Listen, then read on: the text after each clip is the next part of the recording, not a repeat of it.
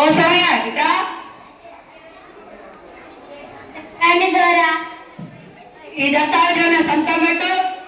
ఇవే దస్తావేజులయ్యా? నువ్వు అప్పు తీర్చలేవు అని నీ భూమిని జప్తు చేస్తున్నాను. నీ దస్తావేజుల మీద సంతం పెట్టు. అలా అనొద్దయ్యా, ఈ పంట బాకీ మొత్తం తీర్చేస్తాను.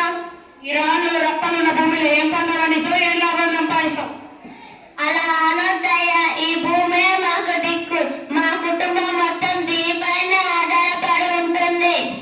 నాకు ఇలాంటి అనవసరం. వచ్చే పంట లోపు నా అప్పు తీర్చలేకపోతే నీ భూమిని లాక్కాల్సిన అవసరం వస్తుంది. అలా అనకండి అయ్యా.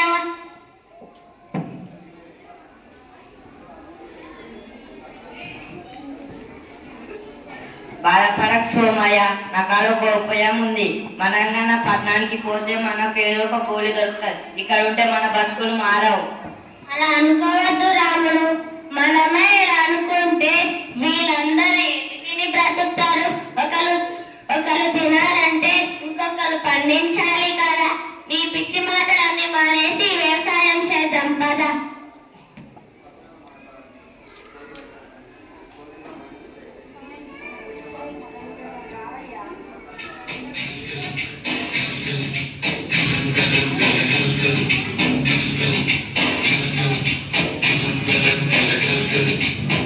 ఆకాశం తాకేలా వడగాలై అందించే ఆహ్వానం వంటి